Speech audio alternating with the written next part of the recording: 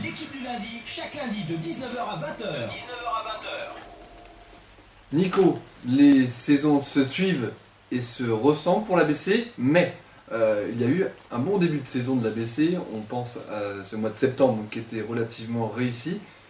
Et petit à petit, les mois passant, le mois d'octobre, le mois de novembre, le mois de décembre qui a été meurtrier pour l'ABC, les choses se sont compliquées. Alors pourquoi, Nico, et on en parle avec notre invité Victor, deux contrastes? Parce que cette année, on a eu deux contrastes, une équipe de l'ABC forte lors du mois de septembre, qui avait très bien démarré sa saison, si je ne m'abuse, face à Monaco.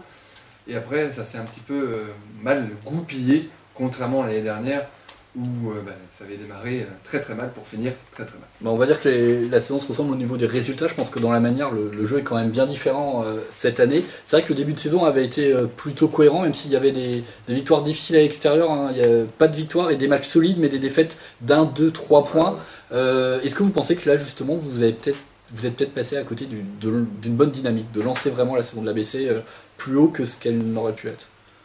Si on veut, on peut le voir comme ça, ou aussi on peut se dire que moi je préfère me dire que c'est positif et que c'est des matchs qui auraient pu changer notre position au classement et que c'est des matchs qu'on peut gagner au retour. Je préfère ces matchs-là qu'on a perdu de peu, qui auraient pu nous mettre au haut du tableau, plutôt que de se faire claquer tous les week-ends et de se dire qu'on n'est pas à la hauteur. Ce sont juste des détails alors pour l'ABC? C'est peut-être pas des détails, si j'avais la réponse ce serait trop facile, mais c'est un point positif à garder. Surtout quand même qu'il faut rappeler qu'en ce début de saison, l'ABC avait de nombreux nouveaux joueurs dans son effectif, plus un nouveau coach. Donc c'est vrai qu'il y avait quand même pas mal de choses à intégrer. Ça a bien fonctionné en début de saison, notamment durant le mois de septembre. Alors pourtant, les recrues venaient d'arriver. Je pense à Gunnarsson et Hill. C'est ça qui est plus ou moins inquiétant, Romain, parce qu'on a un entraîneur qui est bien différent, avec, on va pas le cacher, beaucoup plus de poignes que Jackie Périvois, qui l'année dernière avait un petit peu du mal à se faire respecter. Et on a vu des belles choses en début de saison. Comment comprendre un petit peu, entre guillemets, cette descente aux enfers? C'est surprenant. Alors il y a eu notamment peut-être l'absence de Pierre-Étienne Drouot. Nico Time en a beaucoup parlé la semaine dernière et il y a 2 semaines. Est-ce que ça a joué ou est-ce que vraiment Pierre-Étienne Drouot est-il si indispensable que ça à l'ABC? On rappelle quand même que depuis son absence, une seule victoire sur les 7 derniers matchs. Qui complète les dires de Romain. Faut pas trop dire ça, il va être trop content, mais apparemment oui, parce que pour la balance, l'équilibre, il est important. Voilà, c'est quelqu'un qui attaque beaucoup le panier. Quand on parlait des fautes qui nous manquaient, peut-être que c'est ça, il attaque beaucoup le panier et puis il est important quoi. On note vraiment que son profil manque justement, parce que c'est vrai qu'il alterne vraiment sur le shoot extérieur et la pénétration, et on se dit vraiment que cette année, l'équipe déjà est très très jeune quand même du côté de l'ABC, et on sent que le banc n'est pas forcément à la hauteur. Bah oui, peut-être on n'a rien contre les jeunes, mais c'est vrai qu'on espérait plus de leur part. Après, c'est peut-être leur mettre plus de pression que je sais pas, mais en tout cas, on espérait qu'ils apportent plus. Il reste encore du temps, ils sont jeunes. Le problème, c'est qu'aujourd'hui, on a besoin de résultats. C'est tout le temps ça le problème, mais Pierre-Étienne faisait partie des joueurs qui pouvaient apporter, il fait toujours partie, qui peut apporter sur un match. Voilà, il prend ses responsabilités, c'est pour ça qu'il était souvent dans le 5. Et quand tu as un effectif court, tu ne peux pas te permettre de perdre 2 joueurs majeurs sur un match. Tu peux nous tenir au courant de sa blessure, juste un petit point blessure sur Pierre-Étienne Drouot que j'avais annoncé la semaine dernière, j'avais eu des informations qui disaient qu'il allait peut-être revenir incessamment sous peu, et apparemment en fait c'est pas le cas, il a passé un IRM il me semble. Il a passé une écho qui n'a pas été assez claire, donc il s'est mis on l'a arrêté pour ne pas faire de conneries. Et là il doit passer une IRM vendredi, qui nous donnera plus d'infos.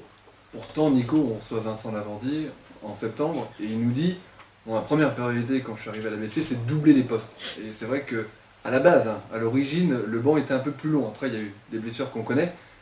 Disons qu'il y a 7 joueurs vraiment pros, je dis ça entre guillemets, mais voilà quoi, 7 joueurs qui ont déjà plus de vécu professionnel. Et il y a 3 jeunes derrière, Étienne De Casabianca et Thomas Trautmann et éventuellement Hugo Suard et Malik Sidibé. Donc voilà, ça fait 4 jeunes vraiment derrière. Et c'est vrai que ces jeunes n'apportent pas beaucoup. Étienne De Casabianca, ça se retrouve dans les stats. C'est vrai que sur les 6 derniers matchs où il est beaucoup plus responsabilisé au niveau du temps de jeu avec la blessure de Pierre-Étienne Drouot, il a marqué seulement 4 points de moyenne, donc c'est vrai que c'est trop peu par rapport aux 10 points que peut apporter Pierre-Etienne. Malik Sidibé finalement a joué 14 matchs et il a marqué que 4 fois lors de ces 14 matchs, donc voilà, quoi. On sent qu'il y a un manque d'apport là aussi de ce côté-là. Et Thomas Trautmann, c'est vrai qu'il a joué encore que 8 secondes sur ce match, et là aussi à l'intérieur il apporte pas beaucoup. Je dirais que c'est peut-être le moins grave parce qu'à l'intérieur on a Anthony Hill, Victor et Maxime Chupin, donc qui apportent, mais c'est vrai que sur les postes extérieurs, comme on sait en plus que Ahmed Fella est pas un gros scoreur, Ahmed Fella il tourne à 5,3 points depuis le début de la saison, il nous manque quelqu'un qui, en plus de Gunnarsson, peut apporter des points. On a Hill. Oui, mais justement, il faut l'alternance intérieur-extérieur. C'est vrai qu'à l'extérieur, en points, honnêtement, il y a Gunnarsson qui tourne, il me semble, à 13 points, non, un peu moins. Il tourne à 11 ou 12 points depuis le début de la saison. Et c'est vrai que derrière, Thibaut Lonzième ne marque pas beaucoup. C'est vrai que c'est pas un gros scoreur non plus dans l'âme, il noircit les colonnes, mais il a passé, je crois, les 10 points qu'une seule fois depuis le début de la saison. Thibaut en train de revenir, je pense que ça va pas être le même joueur là, sur la suite.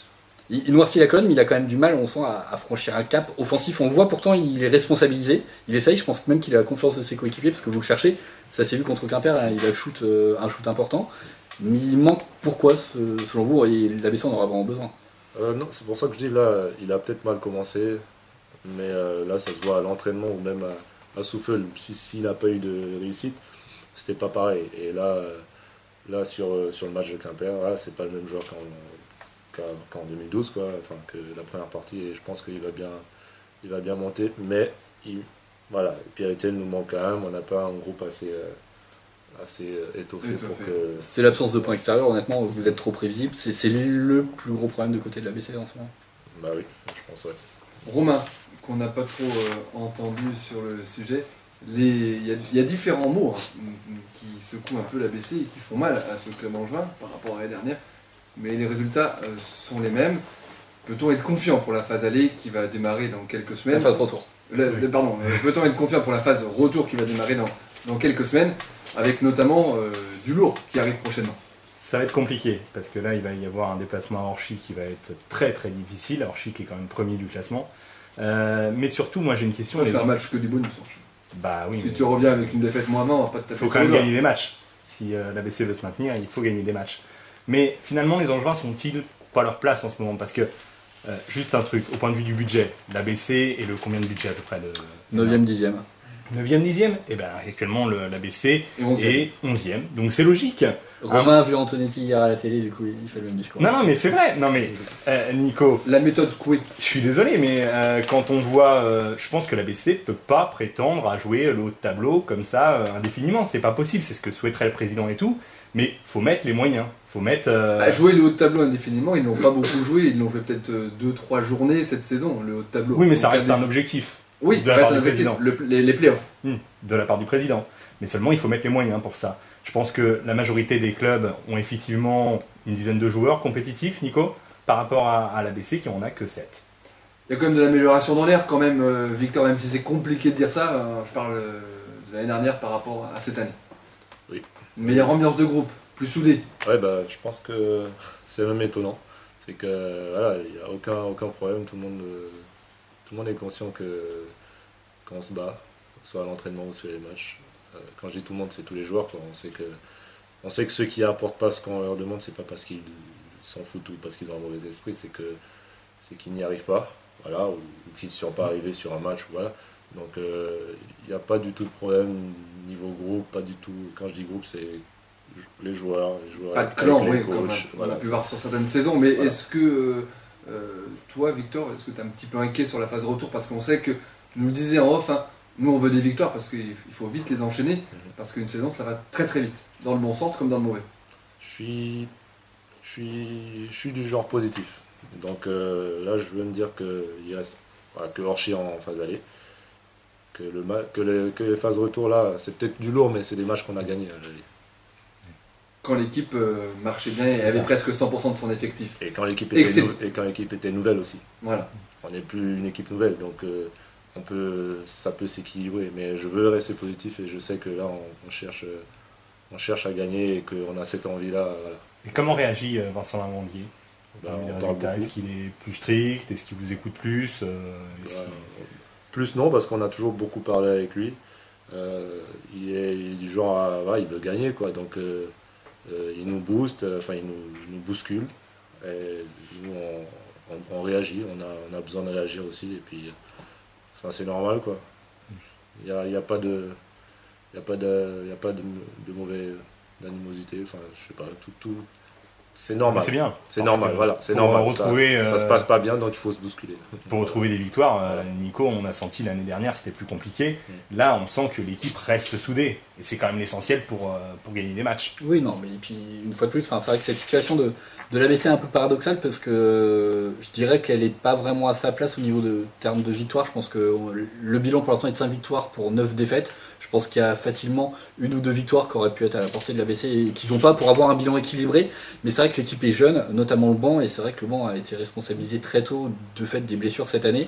Et c'est peut-être un peu trop de pression dès le début. Je pense qu'ils vont progresser, enfin en tout cas, il faut espérer en tout cas qu'ils progressent sur l'année. Et je te poserai pas la question trop tôt pour une interrogation parce que l'équipe angevine n'avait pas le choix de mettre. Oui, voilà, c'est ça, ça a été trop tôt. Voilà, ça a été Mais c'est trop- quand même un choix par obligation. stratégique de recruter et de pêcher un peu dans les jeunes, mais tu me diras toujours la même réponse. C'est normal, c'est une question de finance. Oui, voilà, c'est Avant budgétaire tout. aussi. Je pense que j'ai pas fait le budget de l'ABC, mais c'est vrai que un joueur comme Anthony Hill et Louis Gunnarsson, je pense aussi que c'est des joueurs comme ça qui sont des joueurs majeurs. Je pense d'ailleurs qu'ils font une saison honnêtement qui est quand même honnête. Je pense qu'un joueur comme Gunnarsson est un joueur de classe. Il a eu un petit coup de moins bien, mais c'est vrai qu'il a fait quand même tout l'Eurobasket cet été. Ça lui a pris de l'énergie. Il a eu, je pense, un creux normal. Ensuite, il a été quand même pas mal ciblé par les équipes de N1 aussi. Mais je pense que l'équipe va progressivement trouver sa place. Et on peut espérer que les victoires vont revenir, même si c'est vrai que le calendrier là va pas être évident. On peut peut-être parler des stats de Victor Traoré. On en parle tout de suite, c'est dans la troisième partie de l'interview, l'ABC avec Victor Traoré, bien sûr. L'interview de l'invité de la semaine. L'interview de l'invité de la semaine. Après le jingle, donc Romain, on parle de Victor Traoré et de ses statistiques cette année lors de cette phase aller.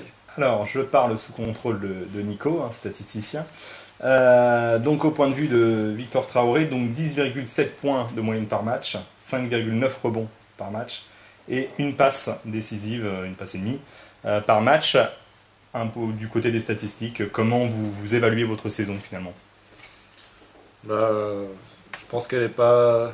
Elle est comme un peu comme la saison dernière. Ouais, c'est peu ou prou les Voilà. mêmes stats. Ouais. Mais je veux dire, je veux monter, quoi. Mm. Donc je les connais, je les découvre là quand vous le dites, donc je m'en fous un peu. Peu importe que j'ai des bonnes stats, il faut qu'on gagne. C'est tout ce que je. Par rapport à la saison dernière. Et rien n'est définitif en N1, parce que même si vous êtes 11e le 14 janvier, vous pouvez encore C'est ça. rattraper les playoffs et faire une belle Oui, série. ah, Aujourd'hui, c'est c'est ça. peut-être pas l'actualité. C'est ça. Bah oui, Ça mais peut aller vite. on veut pas être premier. Hein. Hmm. On peut pas être premier, mais on peut accrocher les playoffs. Et peu importe des stats. Mais sur le parquet, comment vous vous sentez par rapport à l'année dernière? Un peu plus de responsabilité, un peu plus de temps de jeu. Les dernières, il y avait des matchs où vous restez sur le banc tout le match et on comprenait pas pourquoi. Bah justement, j'ai posé une question en rapport. En début de saison, c'est vrai qu'on a senti que Maxime Chupin était peut-être l'option numéro 1. Déjà, c'était lui qui était le plus souvent titulaire en tout début de saison. Et on a senti que là, quand même, depuis 2 mois, bon, t'as été blessé. Donc voilà, mais que c'est plutôt toi qui as repris le poste. Est-ce que ça t'a perturbé ça en début de saison d'avoir moins de temps de jeu? Des fois, on a vu, t'as joué qu'un quart d'heure par match. Bah, en fait, c'est que parfois, quand je viens du banc, je joue mieux même que quand je commence ces matchs. Souvent, je sais qu'il y a quelques matchs, 2 ou 3 matchs où on a discuté tous les trois et je me sentais moins en jambes que Maxime, donc c'était lui qui. Il y a eu des matchs comme ça où c'était pas une décision à arrêter, c'était qui sait qui se sent mieux pour commencer. Après, je sais plus c'était quel, si c'était à domicile ou pas. Mais ça t'a pas perturbé, donc Non. c'était vraiment fait. Non, parce que je trouve que voilà, si c'est fait dans le sens de.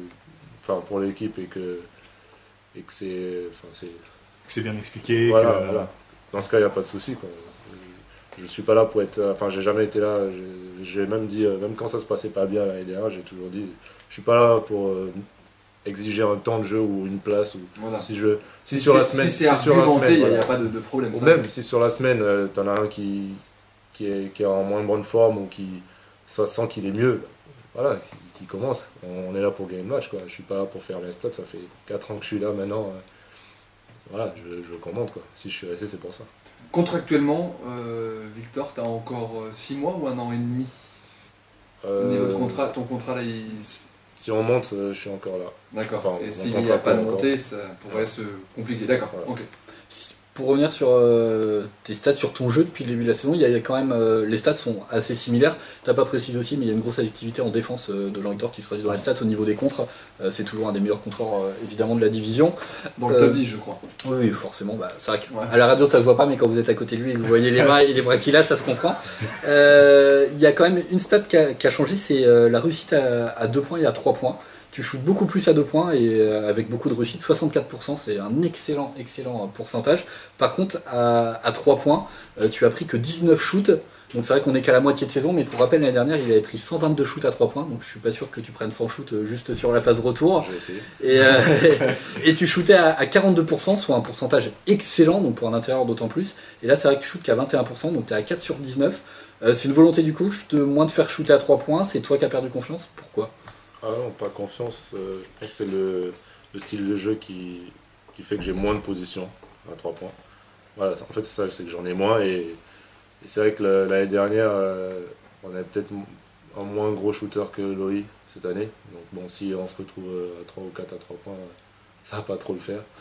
Et oui, mais le jeu est plus centré sur ça, vu que Anthony, il monopolise, enfin, on le trappe souvent. Mhm.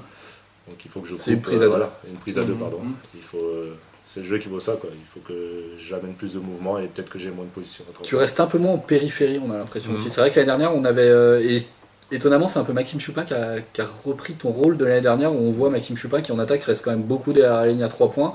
Et c'est vrai que toi, on te voit plus dans le jeu à mi-distance. Ouais, mais je pense que ça a été quand même une erreur. Il faudrait que. Enfin, là, sur le match de Quimper, j'en ai pris plus.